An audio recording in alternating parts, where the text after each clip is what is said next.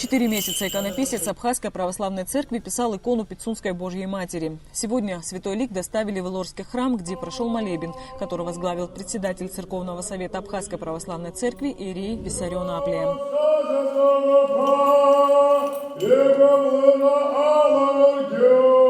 Это впервые такая икона написана, чтобы на образе Пицунской Матери Божией там архангел Гавриил и Михаил. Потом было время, когда добавили там Пицунский храм, но это все, это как бы копия. Я вот, значит, видя нашу ситуацию, наше положение, мы нуждаемся в защите от этих агрессоров, которые принесли эту икону.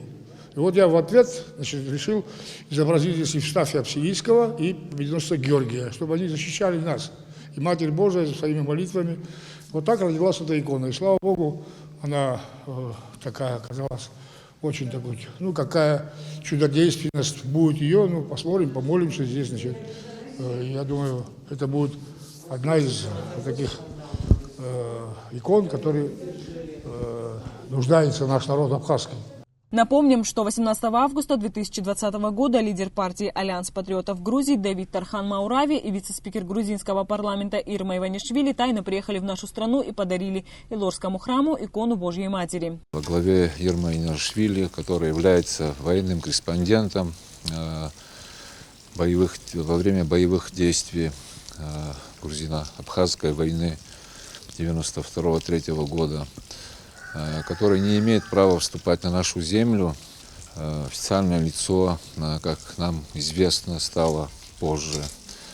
Помощник президента встретил ее с делегацией, с большой иконой Божьей Матери, и которая была привезена сюда.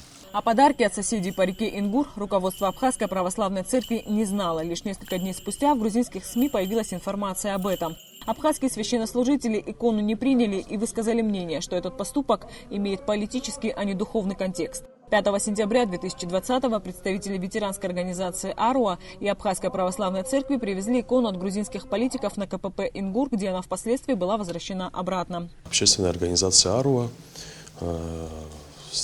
как бы сделала обращение в Абхазскую православную церковь, и они прокомментировали, что да, грузины сюда привезли икону, что они сами против этого. После того, как мы вернули икону грузинской стороне, там мы от Аруа, там и я, в принципе, там с ребятами участвовал в этом всем.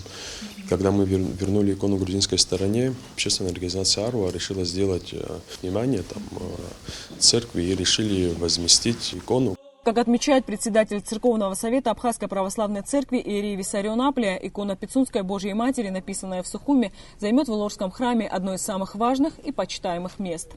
Анастасия Никонова, Рамо Камке, Абаза ТВ.